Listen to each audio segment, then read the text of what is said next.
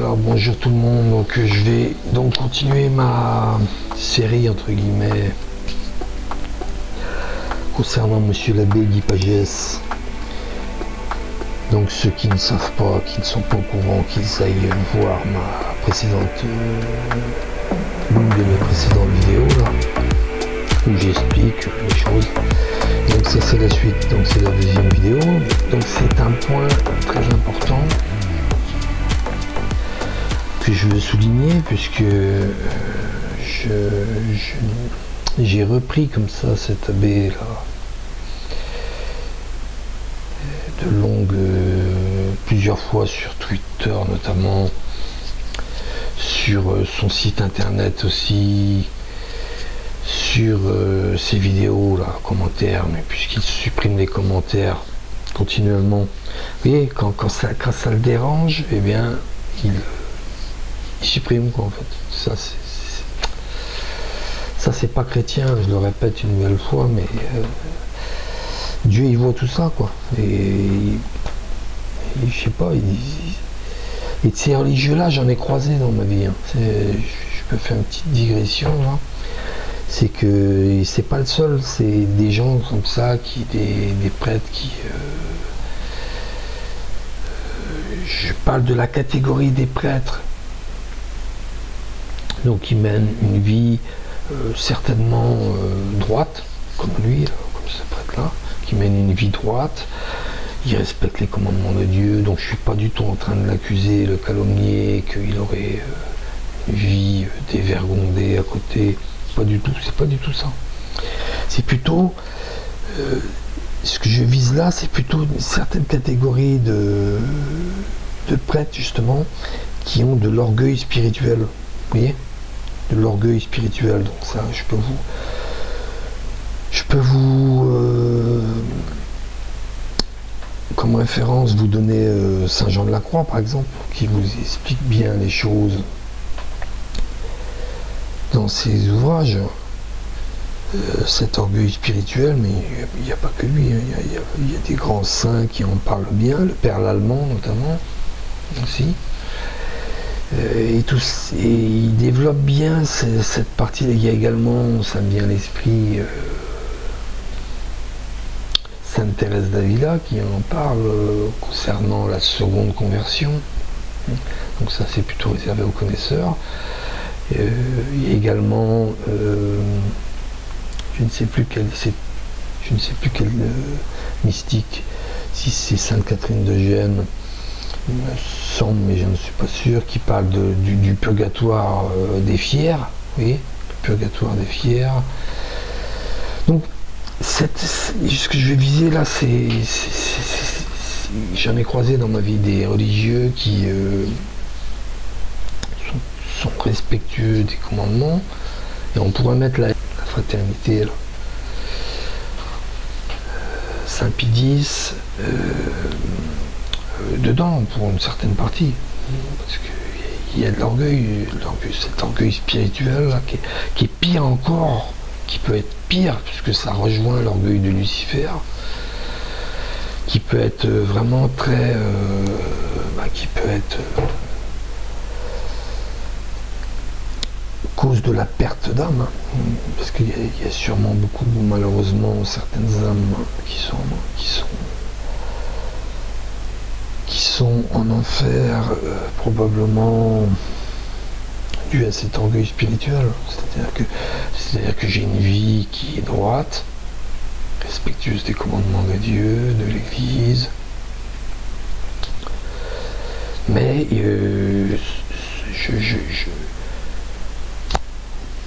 je m'infatue, vous voyez, je m'adore, je m'élève par orgueil, je me sens supérieur aux autres, à autrui, et je rabaisse continuellement les autres, comme ça, par certaines attitudes, supprimer des commentaires comme il fait, avoir toujours raison. Ça, vous voyez, c'est des points, des signes, vous voyez, des signes que je détecte chez lui, que malheureusement, je pense qu'il est victime de cet orgueil spirituel, et qu'il en est aveuglé, c'est-à-dire qu'il ne le voit pas véritablement. C'est pour ça que voilà, c'est des corrections fraternelles que j'essaie de lui donner, parce qu'on sent comme un orgueil chez lui, quoi. Alors c'est vrai que bon, l'apparence peut être souvent trompeuse. L'apparence, je parle l'apparence physique, c'est-à-dire la posture,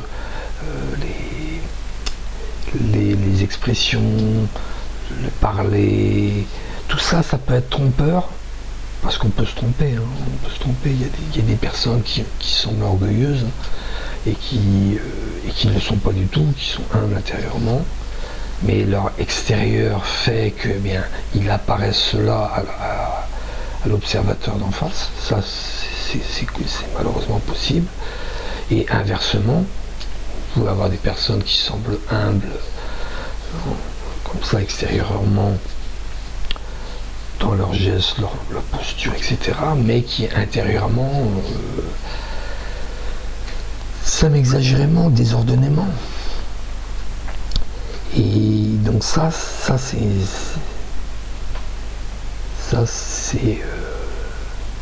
c'est possible de se tromper sur l'apparence extérieure. Donc ça faudrait le développer. Mais là où je veux en venir, c'est que on ne peut pas se tromper sur les actes, par contre. C'est les actes. On ne peut pas se tromper si je me mets à supprimer des commentaires comme ça qui me dérangent, par exemple, c'est dans son cas, c'est que là, c'est un acte mauvais qui trouve sa source pour moi dans l'orgueil de la personne. C'est une forme de mépris quelque part aussi du prochain. Et sans parole, sans explication, sans rien, je parle. Et donc là, vous voyez, c'est objectif, c'est-à-dire que c'est des actes qu'il pose mauvais. Il n'y a pas que ça, hein, je vous dis, vous pouvez essayer d'avoir raison avec lui, et même quand il verra qu'il est comme ça, poussé dans une extrémité, vous voyez, comme s'il était dans une voie sans issue, dans une ruelle, et parce que par l'intellect vous avez réussi à lui démontrer qu'il avait tort, même là, il ne reconnaîtra pas qu'il a tort. Comme je l'ai expliqué dans l'autre vidéo, ça sera un silence. Donc tout ça, c'est des actes que je décèle, vous voyez, que j'analyse, une analyse psychologique, et je vois qu'il y a de la trace d'orgueil chez lui. C'est manifeste. Et ça n'est pas que je vous dis une apparence extérieure qui, je vous dis, peut induire en erreur. On peut se tromper en voyant une personne. Mais ces actes, comme nous dit Christ, mais ces actes, les mauvais fruits, les bons ou les mauvais fruits de l'arbre, vous prouverez s'il est orgueilleux ou pas, quoi, en fait. C'est ça. Donc vous voyez, il y a plusieurs méthodes pour analyser quelqu'un et voir si c'est un orgueilleux ou si ce n'est pas un orgueilleux. Donc voilà, ça c'était une petite parenthèse. Voilà, maintenant j'en viens à la vidéo. Un sujet qui me hante, je pourrais dire, qui me taraude l'esprit, puisque c'est un sujet grave, puisque il s'agit de l'avortement. Donc là, ici, c'est une vidéo qu'il avait postée récemment concernant l'avortement. Donc je vais démarrer cette vidéo là qui dure 1 minute et quelques.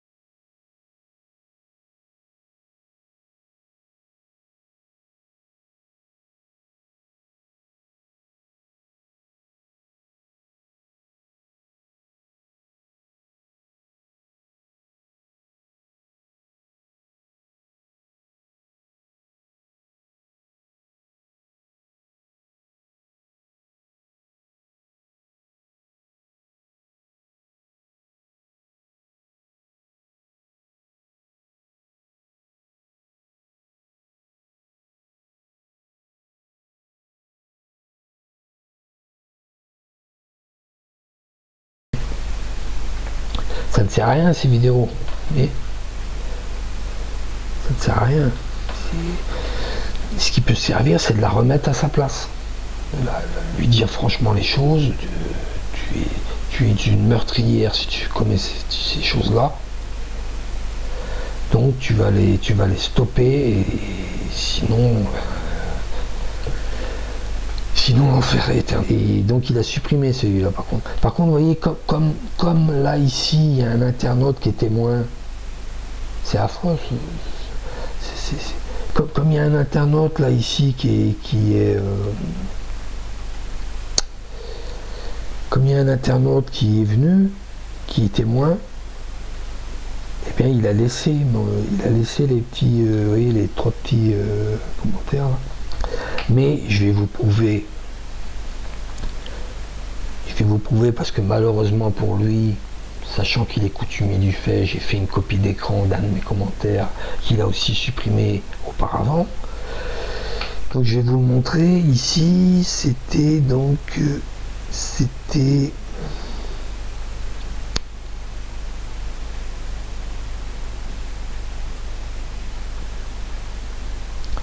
faut que je le retrouve. Voilà, ici. Donc je vais vous le montrer ici parce que je l'ai. Donc regardez. Je suis chrétienne, Jésus ma vie 2095. Donc ça c'est moi, j'avais posté ce commentaire là. Puisque, oui, mais les femmes elles sont complètement aveuglées, puisque je l'ai vu, elles n'ont pas l'intelligence de l'homme. Donc, elle, ce qu'elle met, c'est et oui, l'après est pire que l'avant, le démon sait très bien ce qu'il fait, pauvre bébé. Donc en fait, la femme n'est jamais responsable de quoi que ce soit. Elle n'est pas coupable de quoi que ce soit, elle n'est responsable de rien du tout. Et c'est ça que je reproche à ce prêtre-là. Parce qu'en fait, il est complice de leur damnation. Parce que comme il ne les responsabilise pas, comme il ne les accuse pas, chose qu'il faut faire, parce qu'un homicide, c'est un homicide. Donc, comme il ne fait rien de tout ça, ben, il est complice avec elle, et il ne les aide pas. C'est ça que j'essaie de lui expliquer. Mais comme c'est un orgueilleux, je viens de le démontrer tout à l'heure, eh bien, il ne reconnaîtra pas qu'il a eu tort depuis X années, et vous voyez, il restera toujours dans sa posture, comme Lucifer, exactement comme Lucifer, qui n'a, vous voyez, non serviable, qui n'a pas voulu faire un revirement et puis se dire bon, moi j'ai eu tort. Donc là, il est contre sa conscience, là, donc ça c'est une faute grave. Il le sait bien, mais il persiste, il persiste, comme dit l'expression. Persévérer et se tromper, l'erreur est humaine, mais se persévérer est diabolique, mais il est dedans. Et encore, il ose reprendre cette phrase-là à d'autres, quoi. Vous voyez ? C'est pour ça que là, c'est l'arroseur arrosé. Et donc, vous voyez, la femme n'est jamais responsable de rien. Elle tue comme ça, pour des raisons, je vous dis, des fois abominables, hein, parce que des fois, c'est... bon, je ne veux pas de cet enfant-là, parce que j'ai un travail à côté, parce que j'ai pas envie de m'en occuper, j'en ai déjà eu 2. Donc des tas de raisons, des tas de mauvaises raisons. D'ailleurs c'est jamais justifiable, c'est catégoriquement interdit. Donc ils peuvent essayer de trouver des raisons valables, c'est catégoriquement interdit, l'homicide dans la loi de Dieu. Et donc vous voyez, donc il est comme ça, il défend même cette femme-là meurtrière, et il est complice avec elle, quoi. Et je lui dis,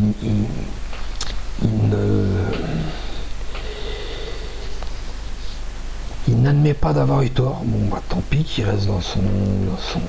Moi, finalement, c'est un acte charitable que je fais là, parce que j'expose publiquement son erreur, puisqu'il tente, vous voyez, il tente de tout cacher comme ça. Parce que là, regardez, Sauf que beaucoup de femmes avortent plusieurs fois. Donc, moi j'ai étudié le sujet, donc je sais très bien que c'est la réalité. Et il le sait bien que c'est la réalité. Il le sait aussi parce qu'il connaît très bien le sujet. Il connaît très bien le sujet. Et il voit que c'est une vérité là ici. Plusieurs fois dans leur vie. Et beaucoup d'entre elles se portent comme un gant ensuite. Voilà. Parce que lui, sa méthode, c'est aussi de faire penser à la femme, de convaincre la femme qu'une fois qu'elle a commis cet acte, eh bien, elle va être malheureuse. Donc il y a ce côté-là aussi qu'il vise. Mais moi, je lui dis clairement, à cette femme-là, exprès, je mets la responsabilité de la femme en avant, et je dis clairement, vous pouvez, il y a des, je ne sais pas combien il y a de vidéos qui démontrent que beaucoup de femmes sont parfaitement à l'aise après qu'elle a commis son ou ses avortements, c'est-à-dire que la vie continue. Je ne vais pas dire la vie est belle, mais vous voyez, ça ne la gêne pas plus que ça, quoi. Donc c'est ça que j'essaie d'expliquer par ce poste-là, hein, en provoquant justement un peu, mais ça c'est une technique pour justement faire réveiller leur conscience amorphe, vous voyez, endormie là. C'est comme ça que je m'y prends. C'est pas un jeu, hein. C'est pas.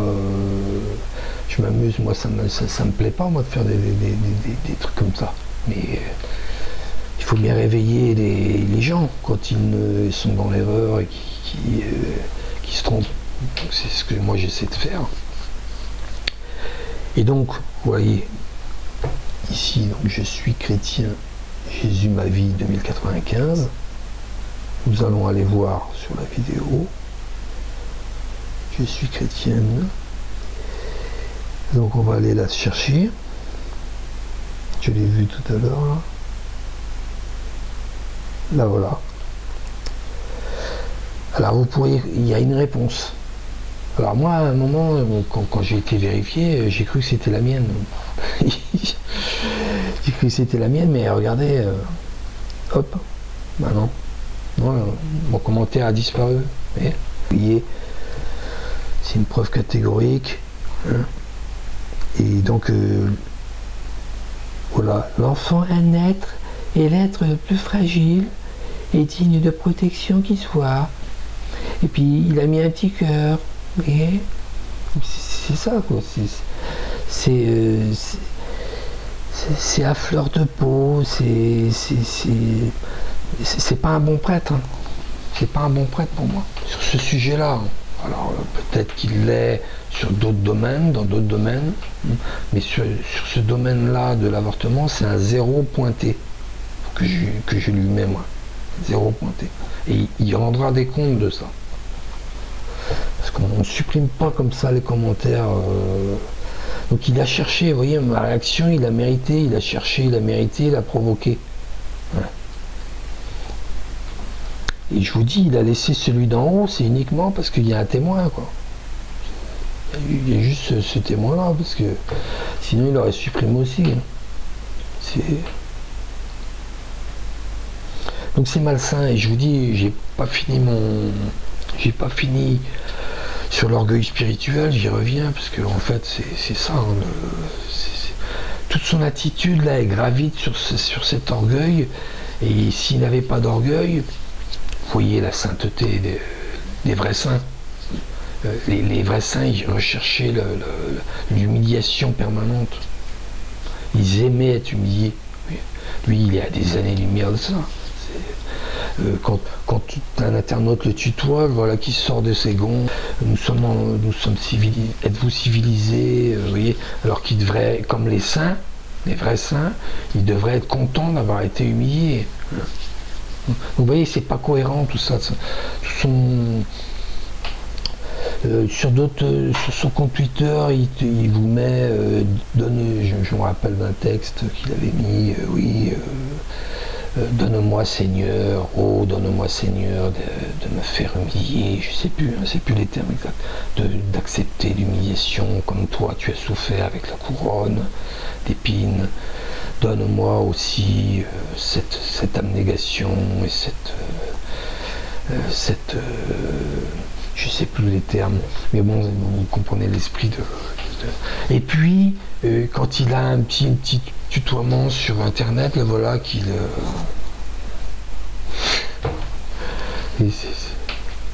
Mais bon, voilà, c'est ça. Quand on a un petit heurt comme ça et qu'on explose, c'est qu'en fait l'amour-propre ressurgit, vous voyez, l'amour-propre explose comme ça, et finalement on révèle sa vraie personnalité et son intérieur. Donc l'orgueil spirituel, hein, vous voyez, là je le vois. C'est un orgueil... était bien donc. Maléfique et qui obscurcit l'intelligence, quoi, et qui ne fait pas voir la réalité. Ça c'est... Alors, de deux choses l'une, ou bien il est parfaitement en accord avec moi sur ce que je dis, et donc là il est coupable à 100%, puisque c'est le même péché que Lucifer finalement, et il refuse de se convertir, il refuse, ou second cas, eh bien il est aveuglé complètement et il ne se rend même pas compte de son erreur. Alors j'espère pour lui que c'est la deuxième option, mais moi, comme je l'ai repris à maintes reprises et qu'il reste obstiné dans cette position là, par déduction, vous voyez, hein, par déduction, je pencherais plutôt pour la première option de cela. Donc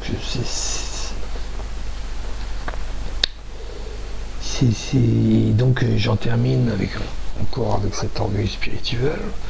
C'est que cet orgueil-là, je l'ai vu chez certains religieux, chez un certain nombre. Ça rejoint les paroles de la Vierge Marie, hein, à la Salette, le prêtre n'est plus humble ni respectueux. Voilà, ça rejoint tout ça. Vous voyez, tout ça, c'est... Moi, vous voyez, ma logique, elle est cohérente, elle est construite, elle est entière, et elle n'est pas comme cela, morcelée, là, avec tantôt un peu de vérité, des morceaux de vérité, de l'erreur. Non, moi j'essaie d'être le plus intègre possible. Je fais des fautes, malheureusement, dans ma vie, comme tout le monde, sinon je ne serais pas pécheur comme tout le monde. C'est sans relativisme aucun, c'est-à-dire que je relativise pas le péché, comme si je donnais licence au péché, non.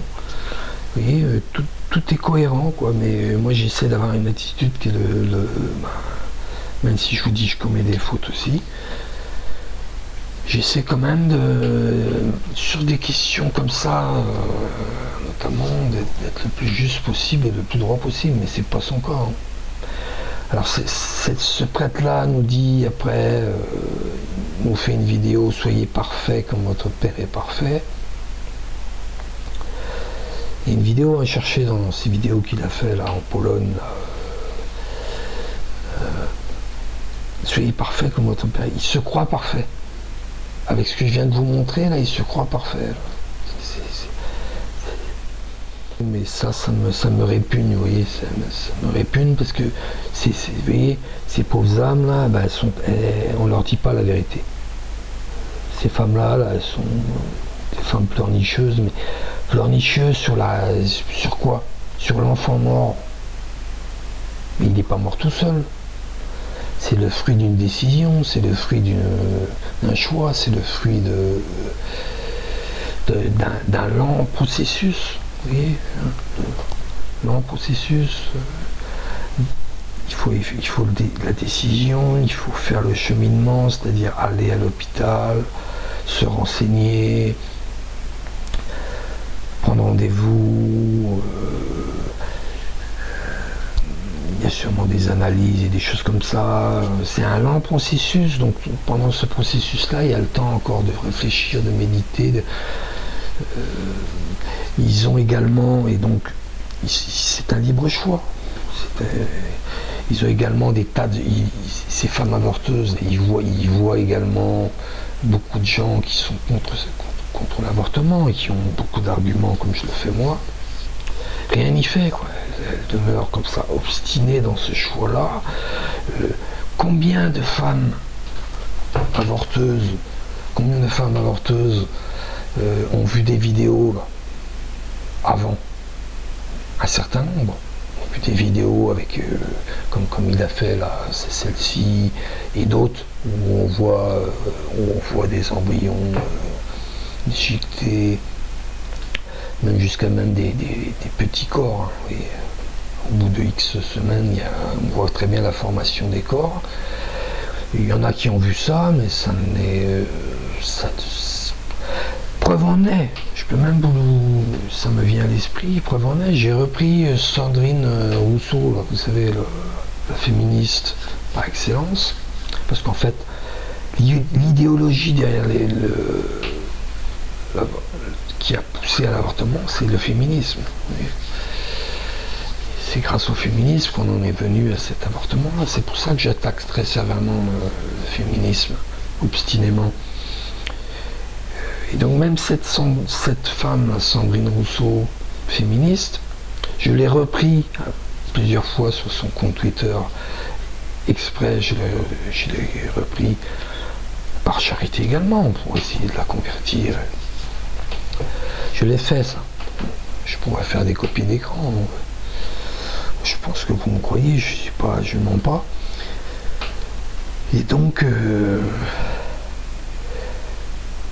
j'espérais, on ne sait jamais, que vous savez, c'est le cheminement de la conscience, il peut produire des fois chez certaines personnes des remords, une repentance et une conversion. Quelques semaines et mois après, elle redoublait de plus belle. Et même, je lui ai écrit même en message, vous savez, en message direct, privé, quoi. Message Twitter, là, direct. Je lui ai envoyé ça exprès à chaque fois, des explications, des choses comme ça.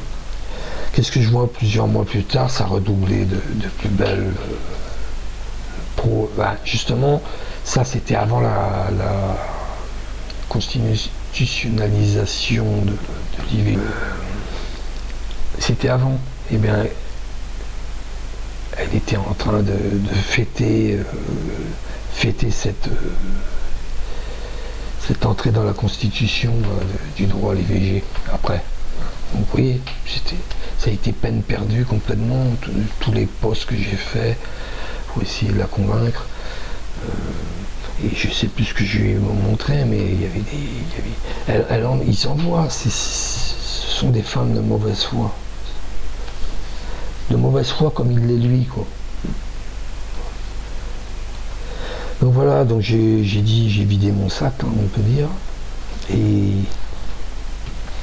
je dis que la vérité, comme dit Jésus, la bouche parle de l'abondance du cœur. Bon, voilà, mais bon, moi je suis, comment dire, je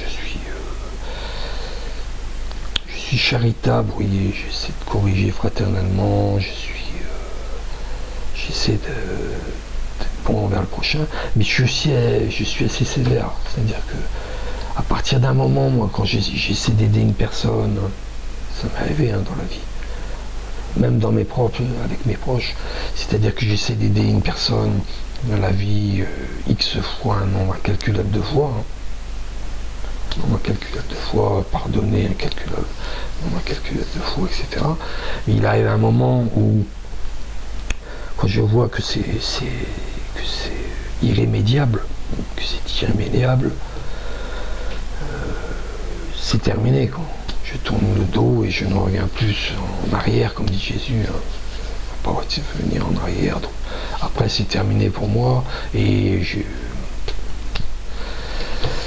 moi, je peux être dur aussi. Je suis dur à partir d'un certain seuil.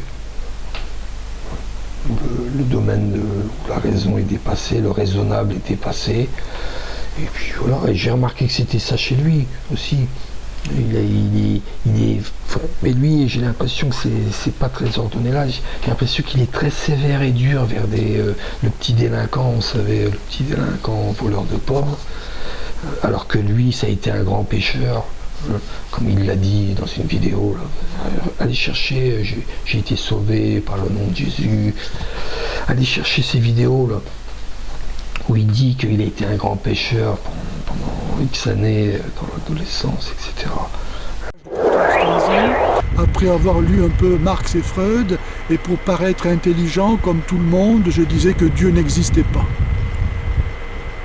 Ce qui a fait que je suis tombé dans des péchés graves très rapidement. Donc, que dirait-il si lui, à cette époque-là, il aurait vu un Dieu qui l'aurait montré du doigt comme ça, là, vous voyez, comme ça, là, pour le condamner très sévèrement. Donc lui, il n'a pas été mieux, donc qu'il fasse pas ses grands airs, qu'il ait fait pénitence ou pas toute sa vie, et qu'il est ok, il est pardonné, bon, tant mieux pour lui. Mais qu'il fasse attention à son comportement envers les autres, envers, je vous dis, le petit voleur de pommes, qui est certes en faute, je ne l'excuse pas non plus, mais les petits délinquants, tout ça, il est très sévère avec les gens, alors que lui, il n'a pas été mieux quand il était jeune. Donc qu'il fasse attention, très attention, je vous dis, parce que il ne connaît pas Jésus-Christ. Ce prêtre-là, pour moi, n'a pas l'esprit du Christ. Et les évangiles, il ne les a pas assez médités, travaillés, comme il aurait dû le faire, parce que c'est une chose qui est attenante à sa vocation, pour mener à bien sa vocation. Il ne l'a pas fait, parce que sinon il n'en serait pas à ce stade-là. Ça ne serait pas un petit laïc comme moi qui serait en train de le reprendre. Et qu'il arrête de se croire parfait. Voilà. Donc, monsieur l'abbé d'Hypagès, complice de l'avortement de toutes ces femmes-là, par mollesse,